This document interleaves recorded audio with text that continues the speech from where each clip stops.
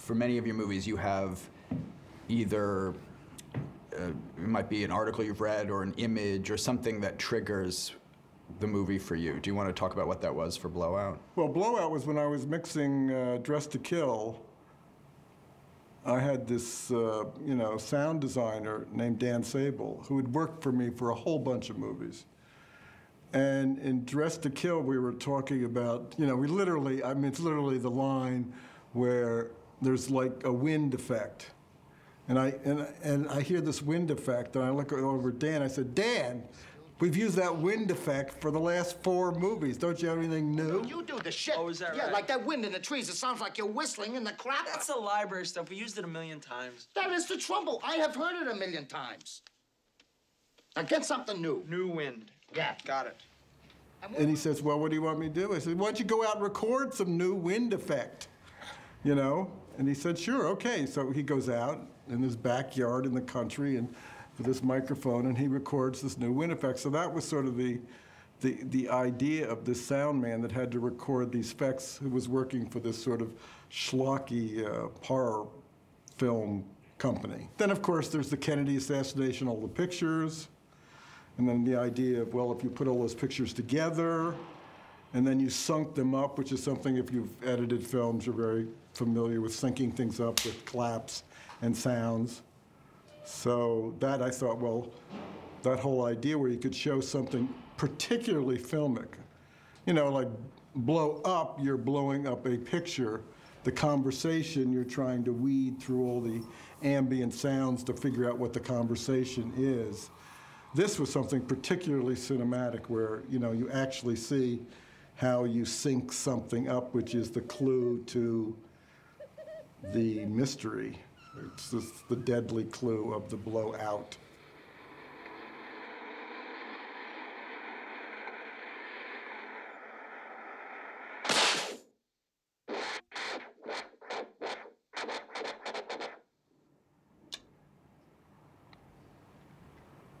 I like how much time you take also with when Travolta gets into all of it and he's syncing everything up. And you couldn't really do that now because it's all done on computer. And, No, but it's having worked in an editing room and syncing up rushes, and when you don't have anything to sync up with, you're looking for some kind of slap or some kind of percussive sound where you can sync the sound up to.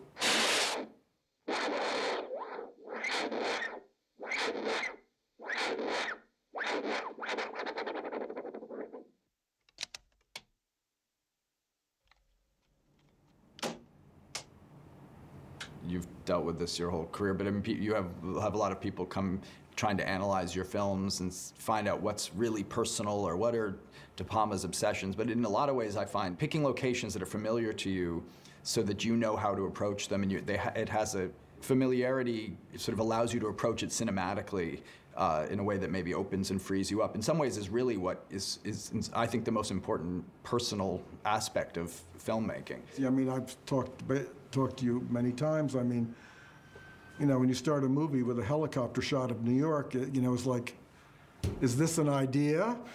Oh, we're in Manhattan? Or, you know, these boring drive-ups where the whole opening of the movie is a car driving up to a building. I mean, this is not an idea, you know, because especially in the beginning of a movie where the audience is ready for anything, you know, to waste that time with some boring geography shot is like, it mystifies me. I mean, how aware are you when you, I mean, obviously you're aware of, you know, that you're starting with a fake movie and all this, but are you playing with yourself at all there, or sort of at this point you've got this reputation and here you're starting a movie with something that's so crassly sexist and violent, and are you thinking about that at all when you do it, having fun with the audience, or are you? Yeah, I mean, I must say when we shot that, we were laughing every take because it was so, you know, the girls running, you know, with the dancing and the girl in the shower, the girl making it on the floor, the girl masturbating in a room. I mean, every take we added something else, something, you know, more obscene, you know. Well, I love even just a shower on the door, so you just, you know what that's going to be. Yes. Yeah. After, because it was such a hard, much of the film was very arduous to shoot in the Wissahickon Creek because of these huge lighting setups. We have to deal with owls and frogs and, all kinds of things that are difficult to deal with. Then we had this one fabulous, where we didn't have any of the principals in it. We just had this sort of cheap horror film we were shooting with all these girls, at this, whatever college or that was supposed to be. And we just had a lot of fun. We were using a Steadicam. I'd never used one of those before. And with Steadicam shots, as you sort of choreograph things, you get different ideas and you change it and you adjust the players and the position of the camera to make the shot, flow as seamlessly as possible. This whole thing when he goes into the shower and then we see him, it's the guy holding the knife in the mirror, who was basically a pretty scary looking guy that I think he was not exactly old there either, so getting him to be in the right position when Garrett pans over to see him in the mirror, and then for the poor girl that has to stay in the shower during the whole shot until we come on and pull the curtain aside. We had a lot of fun. We really enjoyed ourselves. This was the first time you used Steadicam? Yes. Vilma Sigmund, who shot the film, said, Garrett's got this rig he's designed himself, and we should try it for this shot. And Garrett Brown, the guy that invented the Steadicam, came to where we were shooting in Philadelphia and shot that first shot in Blowout. I mean, having shot a lot myself, I shot all my movies up to, I guess it was, I shot in The Wedding Party, and I shot Dionysus '69, but I had an Eclair. That was the first sort of handheld camera. And I shot a lot of documentaries with it. So I was very used to, the movement and how to, choreograph shots. But this was a whole new thing. Of course, the steadiness of it. Do you want to talk about sort of some of your collaborators on the movie, like working with Pino, you'd worked with before? Well, I had worked with Pino before. I'd worked with Vilmos before. Paul Hirsch, the editor, John Lithgow from Obsession.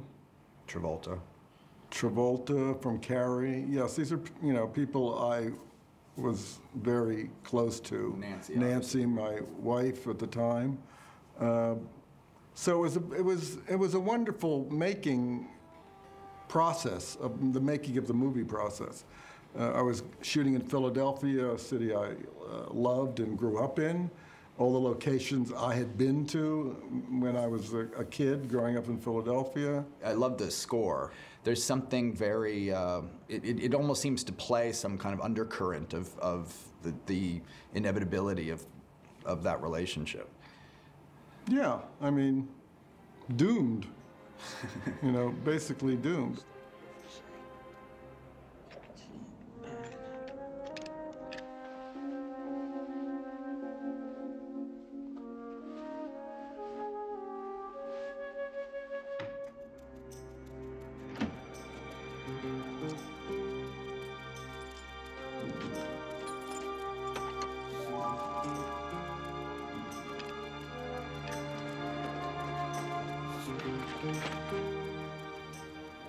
Now, Pino, with Pino, who did my first score, Carrie, and then Dress to Kill,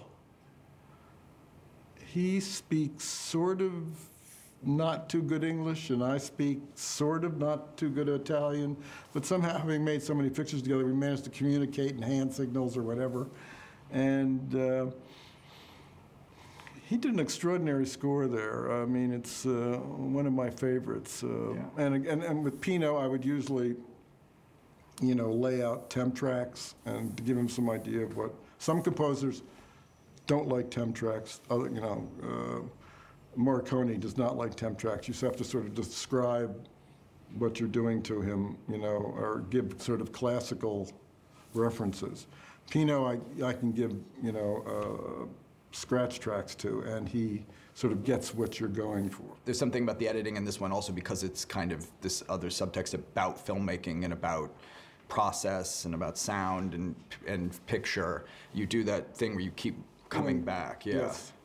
Well, because I had to find 2 ways to shoot that because he was going to remember it. Now, obviously, the easiest way is to shoot it from his point of view, which is how he remembers it. You know, when he's sitting in the chair. Right, and you do the reverse and when he's he goes holding, back. yeah, exactly. He's holding the pencil and he's moving it around, and I can cut to his point of view of what he sees, whether it's the lovers on the bridge or the frog or the owl, you know, until the car comes. So that was I had that in my mind for when he recalls where the sounds were. But when I was going to shoot the initial sequence, I had to figure out, how am I going to shoot this from a different perspective? And I got this idea of boom, boom, boom, boom, you know. And it's sort of an idea I kind of use in Snake Eyes, where you have to go through the same thing again. The first time I keep it on the people watching the fight and never show the fight. And then when everybody recalls things, then you start seeing the fight from various points of view. But you just hear the fight the first time. Mm-hmm. And this was very much the same idea, was we're doing these elaborate pullbacks, but we're never seeing his point of view. We're saving that information for when he's recalling. There's also something just very dynamic about that jumping back. It's for this movie particularly about the individual and then the world around you and what you can hear and what you can't hear and what's happening that you don't know. And I mean, similarly, the shots, you know, sort of from the ceiling, you know, when his place is trashed, or when he's sort of like leaning back on his couch, and you have that sort of sense, or outside his window, that the camera is another. The growing paranoia. Yeah, yeah. Do you, just sort of thinking about that, do you want to talk about the shot when he realizes his tapes are erased and that you go around? Yeah, that was, I don't know where I got, and I mean, you know, I'm always trying to figure out where the camera is in relationship to the material. I always have been saying and have said for years that the position of the camera is as important as what you're photographing. A dirty word to me is coverage, you know, two-shot, over the shoulder. You know, it's stuff you see, you know, all the time. It just drives me crazy, because this to me is not directing. You have to think about where the camera is in relationship to the material. And this whole kind of swirling idea of all those tape machines turning, turning, turning. And then the whole idea of, you know, everything's been erased. You know, and it becomes more and more, that sound of white noise comes louder and louder, going faster and faster and faster as we go around. And a very tricky shot to do, because, you know, nobody could be in the set. You know, Vilmos and I were overlooking the set, and, you know, and I was cueing people, you know, to come in, and, you know, and the camera's making this relentless thing, which is somewhat the inverse of what was going on in Carrie when they're dancing and we're in a low position and we see all those lights up, and we are going around them as they are spinning. It's going faster and faster, and we're racing around them like this, you know, which is also a shot in Obsession when they meet at the airport and they embrace. And again, you know, Vilmos and I are racing around them faster and faster and faster. It's fun. If you can pull it off. How much you rehearse those before you? Oh, it goes on forever, because there's so many cues that have to be hit exactly right. It's like those long Steadicam shots. I mean, you know, one thing can just kill you and you have to start all over again. Why don't you answer your phone? It's the police. Yeah, that's a drag. Yes. But it's great when you get it. Yeah. Do you feel like you always know when you get it, or do you end up doing one more, or do you end up stopping? When you know, you get a really complicated shot like that, if you get it once, it's a miracle. You have also in this movie, which you have in so many of your movies, which I love, is this whole is these great following scenes and following women often from the back. Right, right. When Lithgow follows, yes. It turns out not to be her. But right. Did you use Nancy in the early shots? No, we had, I think that the girl that plays that is her stand-in. Otherwise, we're getting somebody who looks physically like her. Right. We cast girls that look physically like Nancy because the whole idea is he's murdering people that all sort of look the same. But you never put Nancy in to fool the audience quickly and then... No, that girl looked very much like Nancy. She does, yeah, totally.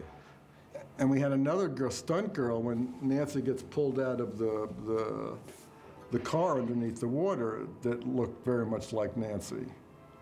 You know, until she broke her, until Nancy's in, there's a tank for when Nancy breaks the surface of the water and comes up. But pulling her out, Nancy is incredibly claustrophobic.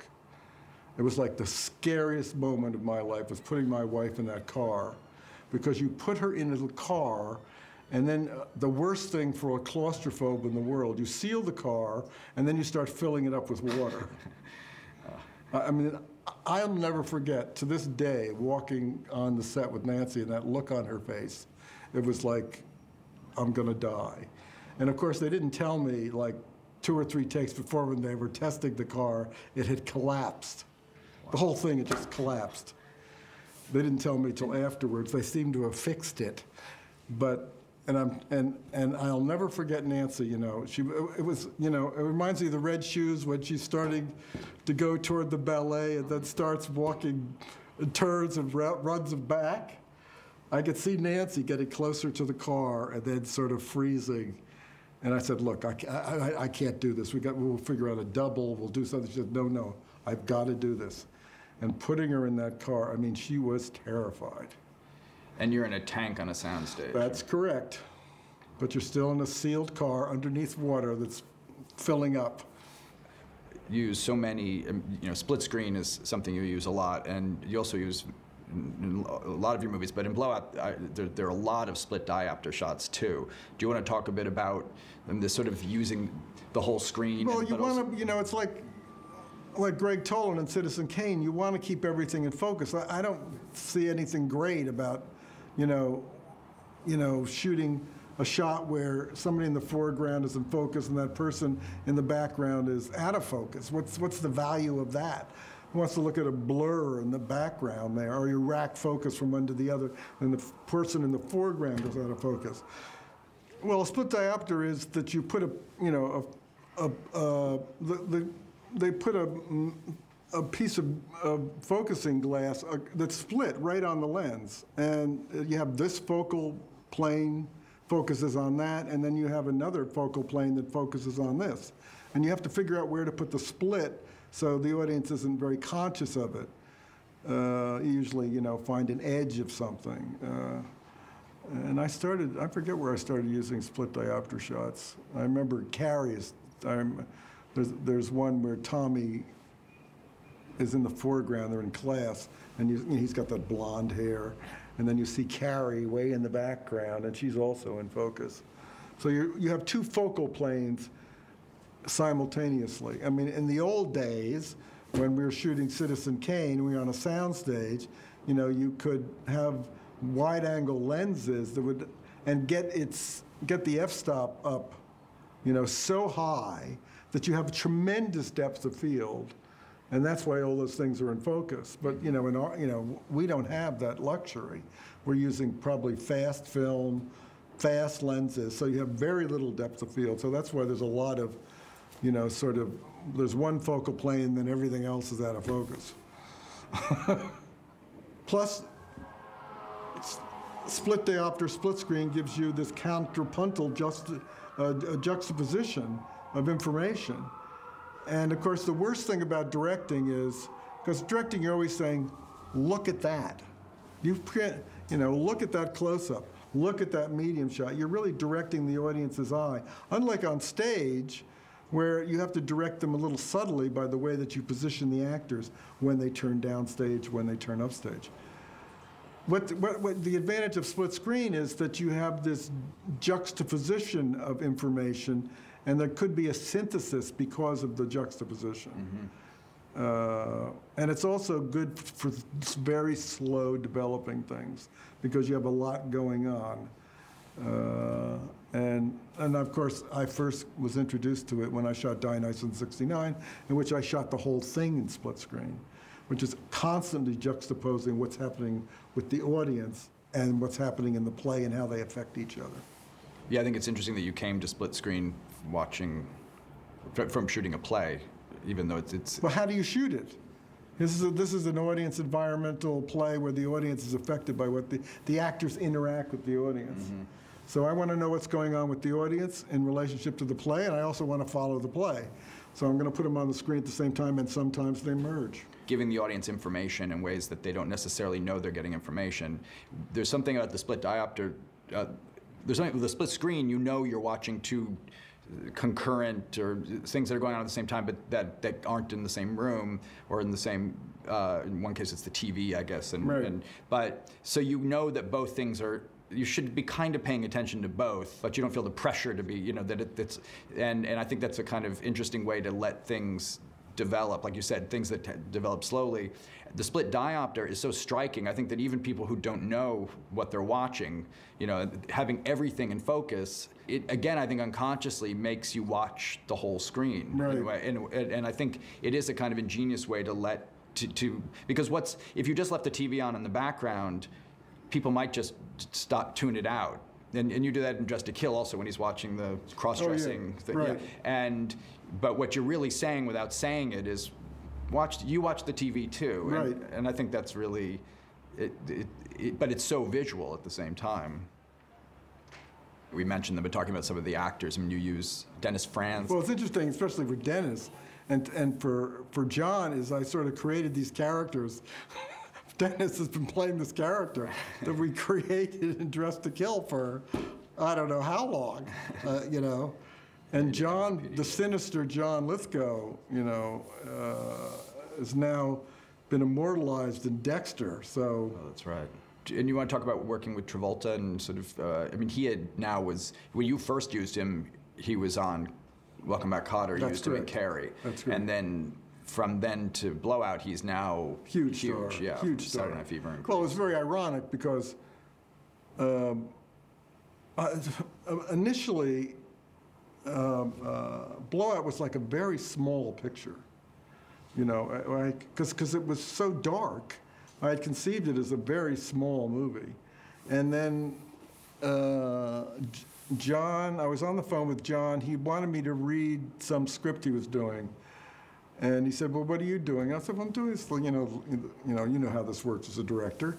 I'm doing this, you know, this little picture. It's about a sound guy. And you're never thinking for a moment that he would be interested in this. And, well, John says, why don't you send it to me? And I said, okay. And he really loved it and wanted to do it. And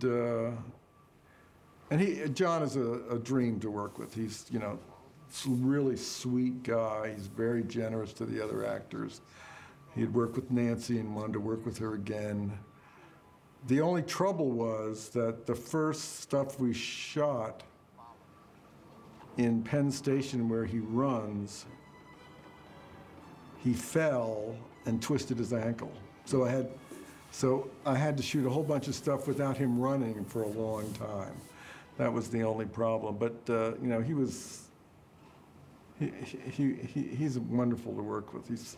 He has such a wonderful feeling about him. He's so warm and giving. And there's a gentleness to him. Yes. And I think which is great for that character because it makes his obsession and ultimately the which is totally destructive and could be very unappealing. It makes it. You really feel sympathy for him at the end. At the end, I know. You don't blame him. You feel like this is a guy like Jimmy Stewart in a way in Vertigo. You feel like this is a guy who had to take it to this conclusion. Exactly. Also about Travolta, so in his body in that great way that also feels very physical. Well, he moves so well. Yeah. John, you know, it's like Al. They really move beautifully. Yeah. You know, in the old days, you know, so many of these great movie stars, you know, like Cagney and Cary Grant, I mean, they were dancers. It makes a difference. Yeah. You know, they moved beautifully, and if you can photograph that, it's sensational. Yeah, even just the way he's moving the microphone, and there's something so graceful about it. And it also makes something very visual that could be, kind of boring to watch. I also love his look in the movie, that red shirt that he has. And how much of that do you think about beforehand, or does it come with the costume design? Oh, well, we think about that a lot. I mean, we wanted to get him in sort of very basic kind of workman-like outfits. And I think we sort of went to some store on Broad Street and just walked in and put these things on him, these very basic kind of stuff I would wear. It's very functional. I feel that's true actually of a lot of your characters, particularly the male characters, often do have a jacket, or like Antonio Banderas in Femme Fatale and Craig Wasson and Body Double. There's something, they have a uniform. Yeah, and Dennis Franz playing me in Body Double with my jacket. We're workers. We have a uniform. We go to work. We don't think about, what we're wearing. And you like it because it has all the pockets. Yes, exactly. The production design is really great in that too. I mean, again, like the Dennis Franz apartment, the green and red walls or so. There's a real, even though it's in color, it does have a really kind of sultry film noir feeling to it that I feel was badly imitated throughout the 80s. There's sort of red lights, but you use a lot of iconic things, but it's so located in real Philadelphia, which is obviously so personal to you. Yes.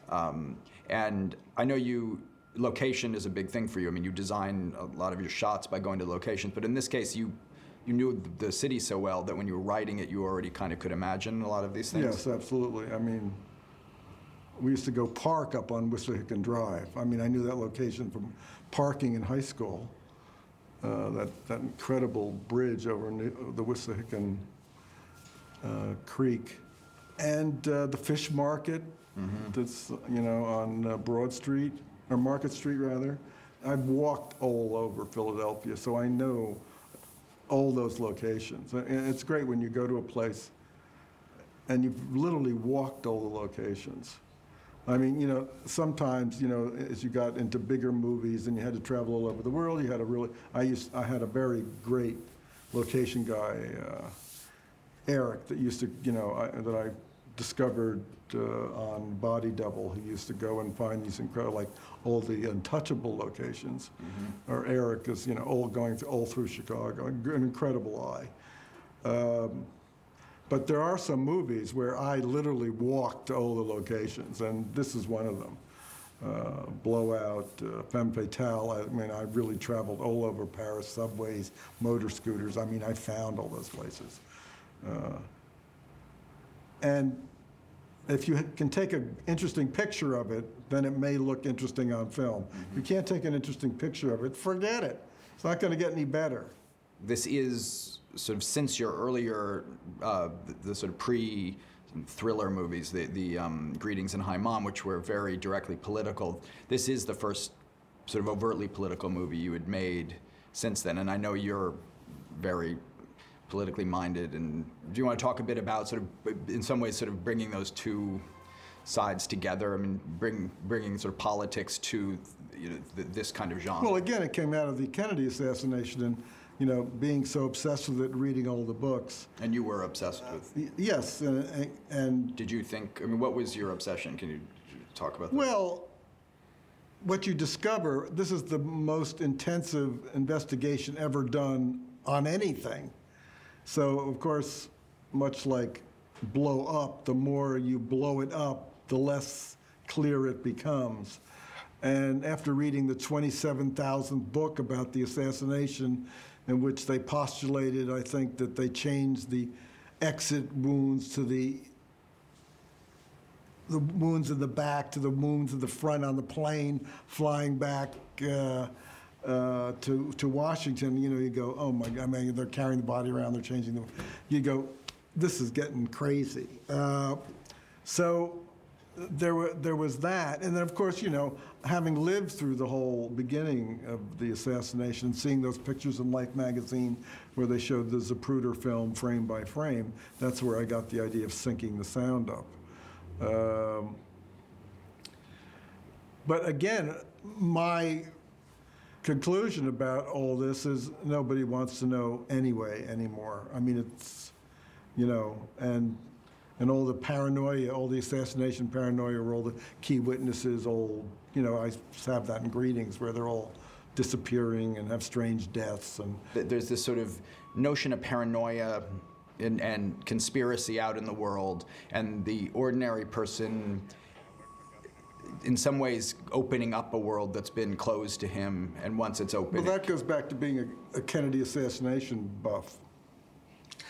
You know, it goes back to Greetings and Hi Mom. I mean, the whole idea of all this information, and, you know, you get obsessed with it. And in this instance, as probably in the Kennedy assassination, nobody cares anymore. Even if you when you have such an intensive investigation, you have so many variations of what happened, so you don't know, and it's like blow up, where all you see is grain when you get so big and big. You can't even discern anything anymore. And this is a kind of investigation that there's, you know, for every, you know, A, you have a B, and for every B, you have a C. So it becomes ultimately a confusing point-counterpoint. The detective at one point, you know, says, who the hell cares about this stuff anyway? I mean, you know, this paranoia stuff. And then, you know, John's saying, well, this is why I want to, this is what actually happened. And the guy says, you know, who cares? Nobody cares anymore. And even at a point, you could almost argue that it's unclear whether or not it matters to Travolta. I mean, it becomes its own obsession. Yes. And of course, the real value is him meeting Nancy Allen and making that connection, but then he has to keep going, yeah. Right, he has to sacrifice her in order to solve this mystery that nobody cares about, basically. There are a lot of things you set up, like the bad scream in the beginning, the Liberty Day parade, the news clips that are going on, at where they feel, just when you're watching the movie, they feel like just color. It feels just like it's filling in the world that they're living in. But as you get going, each one starts to pay off in this way. How much of that stuff did you have in the beginning? How much of it did you find later? Do you remember? Well, again, it's very much inspired by, you know, sort of, you know, the news, or, you know, how to, and ideas of, if you're going to cover up a murder, you make, it's like the sleeping car murders, you make the person you really want to kill the third person in the series, and you have to kill a couple before, which is what Lithgow's doing. He's finding girls that look like Nancy, bumping off so it looks not like a political murder, but basically just another crazy serial murderer who's killing a certain type, facial body type. And of course, I grew up in Philadelphia, and all the sort of, you know, iconic images of independence and liberty, they're all there, not to mention the Mummers Parade, which of course I've attended many times. William Penn, all those iconic images that, you know, I lived with as I was growing up in Philadelphia. What were your feelings about Blow Up? I mean, the movie. I mean, were you a big fan? Well, of it? I like Blow Up because Antonioni has this incredible visual sense, you know, and you just sit there and look at these images he creates. And the idea from Blow Up, and as in The Conversation, these are great ideas for movies. So needless to say, in fact, when I remember going on the set of Godfather 2 and interviewing Francis about The Conversation. I wrote an interview piece for some magazine about The Conversation because I really loved The Conversation. Francis, the sort of famous story is how when Cindy Williams and Frederick Forrest are having that conversation, and we keep hearing it throughout the movie, that he changed the line readings. Absolutely, absolutely. The line readings changed. Right, so the emphasis is different, as our emphasis is different. Did you do anything like that in Blowout?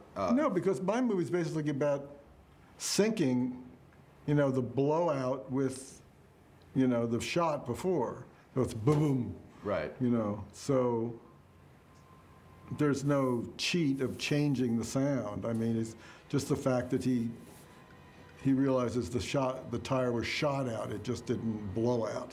Whenever you really need to know something, you find a way to do it in a way that's totally clear, but not distracting or doesn't take you out of the movie. You also do it in ways where it almost seems thrown away, but it's totally clear at the same time, like when he jumps in the water and you see the figure on the bridge. But the first time you think you see somebody, but you make sure to go back to the wide again to see the guy going across the bridge. Exactly. When you first started to make movies, was this something that, you know, as you got more experience, and by the time of Blowout, you've done this, you know, for a little while now, that you know exactly where everything should be in the frame and what information you need to know when. Is this? Well, but no, I think this is the great disadvantage that we operate under that we lost because of the studio system. You know, if you listen, you know, read the whole, you know, chronological diary of the making of Psycho. I mean, you know, you have a whole unit on a lot. And you know, you go to the editor and he says, well, that's really great, but you really need a tighter shot here of the hand, and that thing of the body going over the isn't exactly right. So you just call everybody back to the set and reshoot it. Right. When did we have those kind of freedoms where you could just go? I mean, when you think about Charlie Chaplin, I have to think about how to do this. How am I going to know it's the girl when she comes by? If she's blind, how's she going to know? How am I going to figure out she's blind? So let's take a month off while I think about this. Right. You know, you think, holy mackerel. I mean, this is a way of making movies that's like a dream. Yeah. You know, can you imagine be able to go back and think about, gee, how am I going to do that? That's not right. We'll just reshoot the whole thing. Unbelievable. And so that's, of course, you have a whole very strict vision of how you storyboard, you look at it, you take photographs, but of course you're not going to get it all right the first time. You're going to pick up things as you look at it in the other room. Gee, I need a shot of this, or to make this really work. That happens all the time. Yeah. And we're just doomed to try to deal with material we've shot because, you know, you got 8 weeks, that's it, goodbye. Right, and you only have the location for that day. Exactly right. Yeah. Figure it out, pal. No, somebody asked me recently what was the hardest aspect of filmmaking, and I think that is the hardest because it's something, not that you want anybody to give you a pass for it, but at the same time you have to get, particularly, I mean, you have 35, 40 days, 40, whatever it is to make, and you have to make your days, and you have to get the movie done. Right. And in this budget, and it's like writing a first draft with a quill pen. Right. You know, and you can't go back, cross any T's or anything. It's all got to be perfect. I mean, did you, when John came on and it got bigger, did you change how you shot it or how you planned it? Or? The only thing I think got bigger was the Mummers Parade. I don't think I had that extensive sort of running, chasing thing going on. But then I got this sort of, you know, driving down Market Street, and then I got these big ideas with the fireworks and sirens tying sounds in and stuff like that, yeah. Well, also, your big hit before Blowout was Dressed to Kill, Yes. which was very much on your terms anyway. It wasn't like you had done one for them and one for you. You were doing two for you. It's just that Blowout was... Well, the good thing about Dressed to Kill was it was a very hot script. I had a lot of people bidding for it. So that gives you a lot of power. Right. You know, but, you know, you're very lucky when those things happened. It was a very enjoyable experience, the making of the movie, even though we had some, you know, horrendous problems. I mean, of course, the greatest tragedy was, as I was mixing the movie, somebody stole about 10 boxes of original negative. Wow. So you're at a mix of a movie in which you don't have the original negative for. And what sequences were they? Not a close-up of Nancy in a room. It was the Mummers Parade. Oh, wow. And all those shots, a lot of those shots on Wissahickon Drive, you know, those huge shots of John with his microphone moving around. So we had to go back and reshoot all that stuff while we were mixing. On a movie about sound. Yes, exactly. So that was, I mean, one of the rare directors that's had his negative stolen. And you, to this day, not know what I have happened? no idea. The truck was taking the original negative from New York to Los Angeles to be cut. It pulled into some place, it was open, and some kids, obviously, or somebody came in and just grabbed a whole bunch of boxes. They didn't even know what it was. And I'll never forget that phone call while I was mixing. And my editor and I running through trying to figure out what boxes they had stolen. I guess that's an insurance claim. Yes. Oh, needs to say we could spend as much money as we wanted. But And where was John at that point? Was he working or? no, we had to get everybody. It was, but you know, it was one of those things where the filmmaking community rallies together. It is such an extraordinary, horrible thing to happen that we just had people coming from all over, you know. Laszlo came and shot, Vilmos was shooting another picture, so Laszlo came and shot the stuff that we did in Philadelphia that weekend, and we had tons of people. So it was the stuff in the parade? The stuff in the parade. When he's driving through the parade, or? Driving right down Market Street, right over William Penn, the whole Mummers Parade, the whole deal. Wow. When you finished Blowout, you went on to make Scarface, yes? Yes. I mean, at that point, you had done a number of movies that could be sort of typed as De Palma-style movies that were sexy, tense, sometimes violent, sometimes, and you went on then to do Scarface, which was sexy and violent, but in a different way. And you've talked, and I think it's really interesting, about sort of how important you think it is for a director to get away from himself at times. Yeah, I think you have your own style of film. Well, look at Woody Allen. I mean, you know, he's making movies in Manhattan forever, so they're going to get a little repetitive. He's going to go over the same material again. He'll find different ways to explore it, but his earlier movies seem to be better than some of his later movies. But then he says, oh, I'm going to go to Europe and start making movies. Well, suddenly something new happens. And this is very much the way I've kind of approached my career, where I have very specific ideas, and I get these very visual ideas to make movies, and I construct scripts around them, and they're driven by kind of a visual idea or an intellectual idea. And then I will just jump into something that's completely different from anything I've ever done, just to see what happens. And Scarface is, well, what do I know about Cuban gangsters? And I'll just see what happens. You know, sometimes it works out, sometimes it doesn't. You know, so, but I think it's good to get out of your own cliches. Don't start making the same movie over and over again, which is what one tends to do, especially if one is very successful at it. And you were talking about Blow Up sort of being a great idea, a great movie idea. We talked about Vertigo that way too. Do you want to say a little bit about Hitchcock and Vertigo? You have to think about what is something, when you're dealing in a certain medium, what is the thing that is best done in that form? I mean, obviously, if you're directing a play on stage, dialogue, character is paramount, because you're sitting in the audience looking, and you have to choreograph the people on stage from basically an audience's point of view.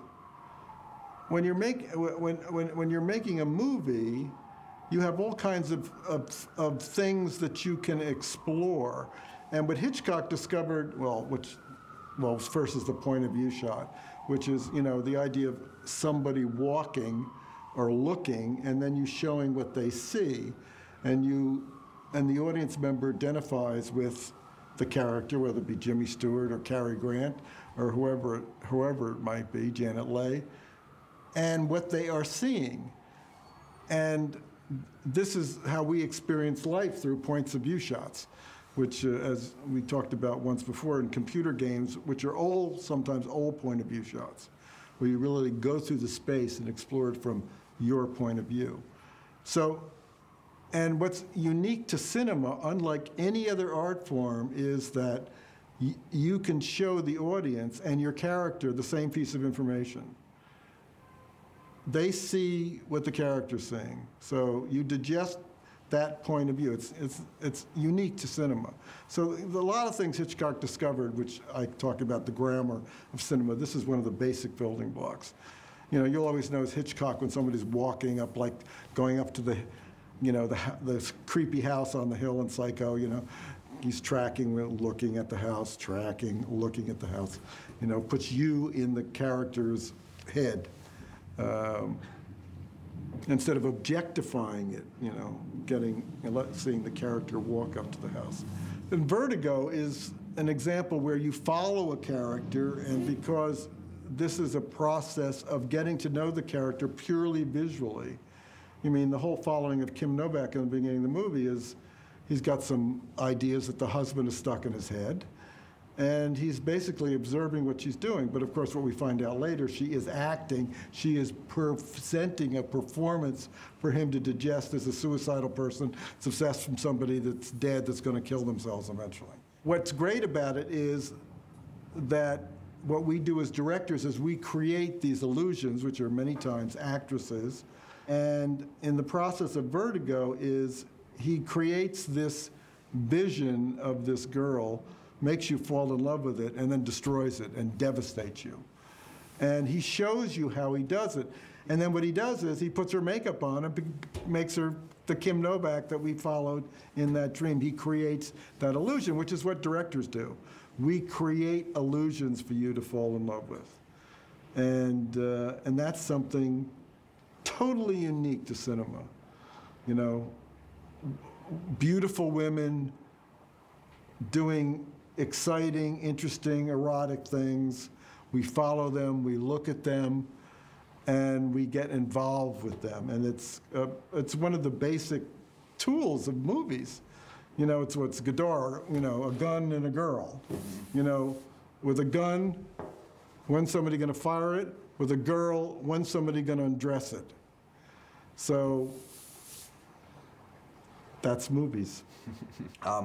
But something Hitchcock does, and that you do too, is a movie like North by Northwest or something where we're very much stuck with Cary Grant and his dilemma, but then suddenly we cut to Washington, D.C., and we see the guys at the table, right, and we realize, oh, okay, now they know, and, right. And now things change. And we're also suddenly, as you were talking about point of view, we're not trapped in this victim. And you do that here, where, well, first when we see, I think the first time is when we see Lithgow change the tire, right. We know something's up. Something's up. And then when Nancy Allen goes to Dennis Franz, we also now know more is up. More is up. As opposed to when he sees the pictures of her, we're still with him and what exactly. he discovers, which I think, making a generality, but that maybe the other is more European and this is more American in a way to sort of let you in on it. Is that second nature to you about sort of when to let the audience in? Is that? Well, so much of mysteries is suspension of information. Right, and when to reveal it. And when to reveal it, because. Which I find that genre, as Hitchcock did, very kind of boring.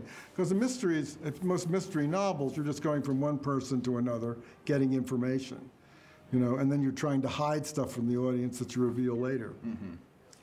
But it consists of a lot of scenes of, driving up to places, interesting characters coming out, and telling you some information, and then you take that information and go somewhere else, And it's a series of sort of interviews.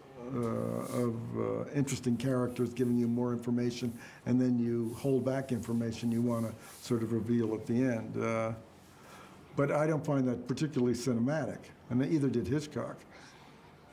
Yeah, so this is a way to open it up in some way cinematically without restricting. You are making movies, you're not writing mystery novels or doing plays. Right. So Hitchcock, of course, the genius of Hitchcock will take something like Dial M for Murder or Rope and do the smart thing. This is a play. I'm going to find a way to shoot it like a play. It's over, plays are rooted to certain time sense, and I'm going to find a way to shoot it that way. That is always Hitchcock's genius, is that, and always a revelation to anybody that's a student of Hitchcock, is it wasn't like I'm going to find a different way to shoot this. He finds the perfect way to shoot this. And you go, wow, that's a really good idea, And he forces himself to come up with ideas that will dramatize something, but he's very aware of the form it's created in initially. You know, the whole idea of, you know, plays, we open them up, we go outside, Right. you know, get some air. Well, that's not necessarily the right idea. Let's talk about the scream. Well, of course, the scream is a running joke throughout the movie. You know, he's trying to get the perfect scream. Cut! All right, switch. Betty, you pull ahead. Gene, you scream. Take 29. And of course, ironically, the perfect scream is Nancy being killed by John Lithgow at the top of that building during those festivities. And in fact, that is Nancy's scream that we dub into the girl's voice at the end of the movie. A cut I love in the movie is when you shoot it in a two-shot, a fairly wide two-shot, when he first goes into the when he goes to visit her in the hospital and she's gotten out of bed and she's woozy from the medication, and then she sits down and he starts talking to her and he makes her laugh, and you cut to the close-up as she covers her face. Right, yeah, I don't have my makeup on. Yeah, it's like way visually to connect those two, and then I think the score comes in, that sort of, what I was saying, that sort of melancholy. Piano, da-da-da, yeah. Yeah, the score in some ways enhances their connection and the love story, but it also, I think, kind of unconsciously sets you up for something tragic. Are you leaving? Yeah, I gotta go. But I love cuts like that. I was thinking of like the cut in Vertigo when he's with Midge and he's showing her that he's fine and he's like going up and down, up and down, up and down. And then, bang, you go into the close-up. And then the 10 floors below. When you're shooting that, do you cover the whole thing in the wide and cover? No. I'm saying just shoot. Did you shoot the whole scene in the wide and then do her close up, or did you know that you're going to go right on that cut, so you just cut the scene and you go in and just do what you know you're going to use? Well, in many instances, you set up, you know, the wide shot to see what the actors are doing. It's a two-character scene, and when you do character scenes, you want to let the actors dominate the stage. So you try to, and you watch what they do. You know, much like a location, you see what they're doing, and then you figure out where to put the camera in order to maximize the effect of what they're doing. And then as you go through the scene and you watch in the master shot, you see them doing things that you say, well, maybe I should go in closer for that. And that, when Nancy did that, I'd probably say, I should, you know, this is a good time to cut into her face. Yeah, I mean, that's kind of how I shoot everything, seeing as I have no action shots. But Yeah, but you look at the scene. Yeah, you watch the actors. They do things, you know. I think because you do so many kind of, in some cases, epic camera work, and you have, I mean, it's kind of even iconic the way you know, certain shots that you tend to use and sequences in your movies. But I struck in Blowout, there's a lot of just great two shots with just the actors in the room. Absolutely. You know, with John and Nancy and there are places for those two shots. You just have to figure out what they're doing and where it fits into the scenario. Right, and there are not a lot of close-ups. I mean, it's like you use, it's the whole thing of using the close-up when it really counts. Well, in Casualties of War, I think I have one big close-up is when, you know, Michael Fox is, you know, witnessing the rape scene. It's the only close-up in the movie, you know. So if you look at older movies, you'll realize, my God, they're photographing their whole bodies. They're letting them use their hands and walk around. And instead of this television thing where everybody, we were watching that movie the other day. What was that movie we were watching the other day? It was like one close-up after another. It was relentless. Awful. And it was like tighter and tighter. Yeah. 3 people talking at a table, bam, bam, bam, bam. It's like, give me a break. I mean, the close-up is a great thing to use, but you know, it's like banging a drum over and over and over again. I'm sort of thinking about also, I mean, we've talked about this before. I mean, I know the studio is very unhappy with the ending. Do you want to talk about that? I remember when they were lighting up, you know, when John runs to try to save Nancy. This was such a huge location to light. we spent one whole night lighting it, and the sun came up. I mean, it was like we never got a shot off because it took us all night to light the location. And Bilbos is going, my God, this location, it's so big, I don't know what to do. And of course, we had to place those. Those are not digital fireworks. We have the fireworks people placing fireworks in the frame. You know, I have panning shots, there are the fireworks going. Well, I was in a very unique position, which seldom a director gets in, that my producer, George Lido, became head of the studio. He took over Filmways.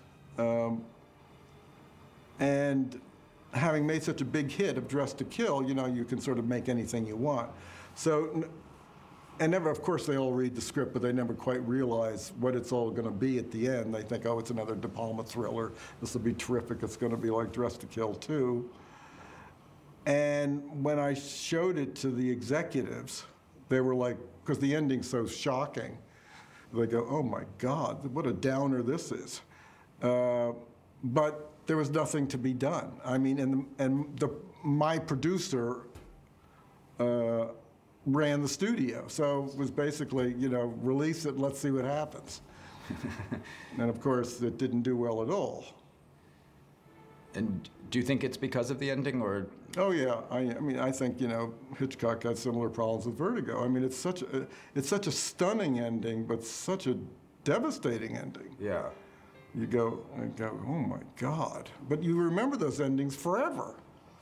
All he's done, all he's sacrificed, people have died, and now it's just a scream in a horror movie.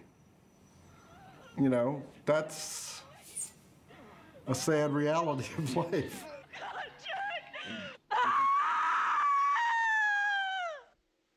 Now that's a scream! Jack, More on the screen. I don't want to distort it. Come on, bring it up, bring it up. We'll All see right, what I'll we give can you a do. little bit more the next time we go through. That's wonderful. What do you think the rest of the mix? Well, okay, we bring on the beginning, you know, when he was from the footsteps. It's a good scream.